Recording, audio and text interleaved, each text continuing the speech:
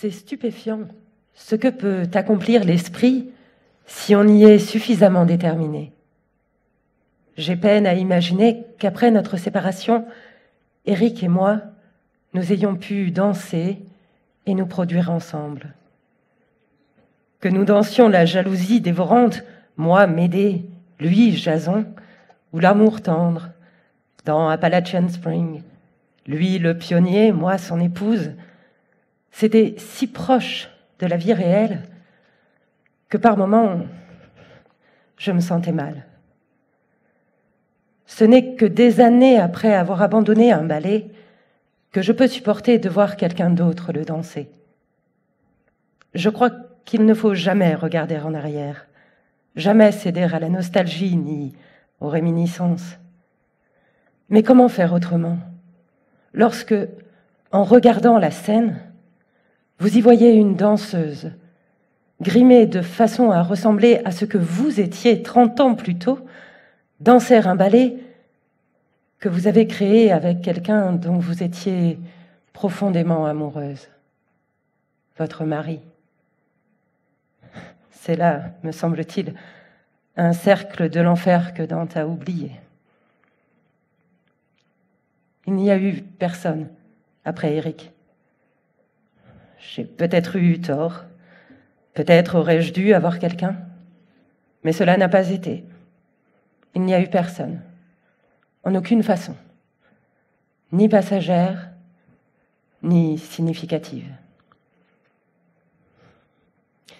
Il y a dans mon journal quelques vers que j'ai écrits peu après le départ d'Éric. Je sais, mon bien-aimé, que quand je saisissais ton bras, c'était la morsure de ces longues heures affamées qui aujourd'hui me dévorent.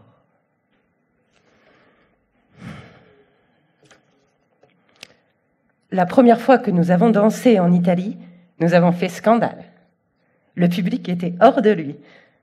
Les gens n'étaient pas habitués à une telle conception de la danse. À cette époque, ils s'attendaient à voir les danseuses faire des pointes. Et bien sûr, nous étions la plupart du temps pieds nus. Sur scène, nous dansions Dark Meadow, dont le titre m'avait été inspiré par le mythe d'Athée dans Platon. Je ne pensais pas que ce fût le ballet à montrer en Italie, mais on m'avait affirmé le contraire et je m'étais laissé persuader. C'est exactement ce qu'il faut aux Italiens, me disait-on, et le titre est si beau. Le public ne nous lança rien à la tête, bien que je n'eusse pas été surprise de voir des objets volés des premiers rangs sur la scène. Mais les gens manifestaient leur réprobation avec tant d'acharnement que soudain, je me tournai brusquement vers eux en faisant un geste abrupt. Je levai la main et tout se tut. Dans ma main se trouvait la capacité de stopper leur agitation. Un geste. Je leur dis sous cape, « On peut vous avoir ? Je vous aurai. » Lorsque le chahut recommença, je répétai mon geste. De nouveau, le public se tut. La dernière fois correspondit au baisser de rideau, et je dis à tous ceux qui se trouvaient sur le plateau, « Personne ne salue ce soir, personne. Gardez les yeux fixés au sol et restez parfaitement immobile. » On releva le rideau pour les saluts, mais nous ne réagîmes pas. Tout le monde demeura figé. Le public en eut le souffle coupé. Aucun salut. Rideau. Et puis, un tonnerre d'applaudissements dans la salle. Rideau levé, aucun salut. Rideau. Et ainsi de suite, plusieurs fois. Finalement, dans un instant de calme, je m'avançai près de la rampe, tournai le dos au public et m'inclinai devant ma compagnie.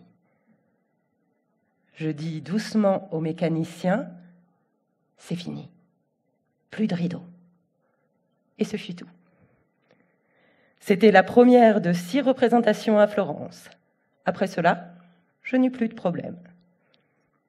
Je pense avec un très grand plaisir que des années plus tard, la ville de Florence m'a offert une splendide médaille d'or faite dans un moule de Léonard de Vinci. En 1984, après une représentation à Rimini qui avait eu tant de succès que des milliers de gens n'avaient pas pu entrer, le pape Jean-Paul II m'a accordé une audience dans sa résidence d'été, à Castel Gandolfo. On m'y a amené en automobile. Nous étions venus en avance afin de nous assurer qu'il y aurait une chambre où je pourrais échanger ma tenue de voyage contre ma robe Alston, une longue robe noire de velours avec une capuche assortie pour me couvrir la tête. Je ne voulais pas rencontrer le pape dans une robe chiffonnée. On m'introduisit dans une pièce fort ornementée où soudain, le pape vint vers moi.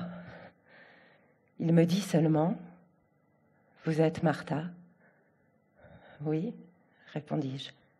Je suis Martha. » Il me donna un chapelet. Après mon audience, je le regardais chanter des chansons avec des enfants de différentes cultures du monde, dans leur langue maternelle, tchèque, polonais, italien. J'avais travaillé avec Bethsabée de Rothschild en 1964 pour entraîner la Bechava Dance Company, la première compagnie de danse moderne en Israël, qu'ensuite, pendant quelque temps, j'ai autorisé à mettre certaines de mes œuvres à son répertoire.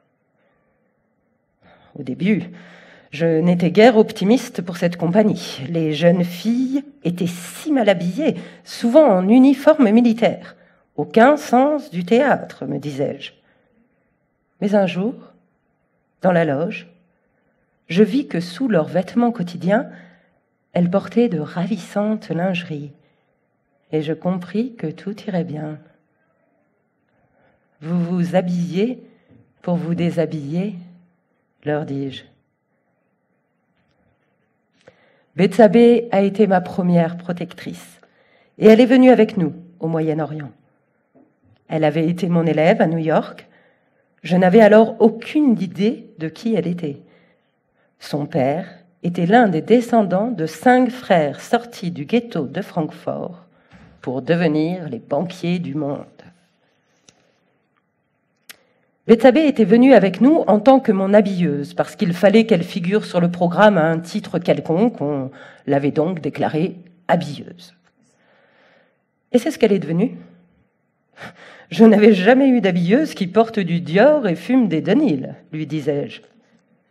Et c'était une excellente habilleuse. Elle n'acceptait pas un pli de travers, pas un. À cette époque-là, au Moyen-Orient, les femmes n'avaient pas de planche à repasser et repassaient sur des coussins. Quand une planche à repasser arriva avec ma compagnie, les Égyptiennes eurent une crise de fureur. Ça les rendait folles d'avoir à repasser sur une planche après l'avoir fait tant d'années sur un coussin. Mon enfance a été bercée de contes égyptiens. Je me souviens de ceux qui évoquaient la magie du fleuve. En Égypte, je logeais au bord du Nil et, de ma chambre, je le voyais dans toute sa beauté et sa splendeur. Il me paraissait toujours plein d'animaux. Il était si vivant qu'aujourd'hui encore, je peux regarder l'East River près de chez moi et revoir le Nil, comme s'il coulait maintenant vers moi de cette partie du monde, comme s'il était à ma portée. J'ai créé mon ballet Phèdre en 1962. Nous étions en Allemagne, quand Edna Kelley, députée de New York, alla protester à Washington parce qu'on nous avait envoyés à l'étranger dans le cadre d'un programme d'échange culturel. Elle alla jusqu'à suggérer qu'on impose une forme de censure sur toute manifestation artistique exportée des États-Unis. Un autre député, Peter G. Frelinghuysen, était d'accord avec Mrs. Kelley.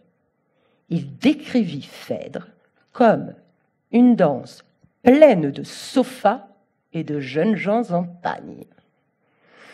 « Nous n'avons pas tout saisi, dit-il au journaliste, mais le sens était très clair. Et je fus donc obligé de tenir une conférence de presse à Bruxelles pour convaincre le gouvernement américain que mon spectacle n'avait rien d'embarrassant pour le pays. Phèdre était trop sexuel, me dit-on.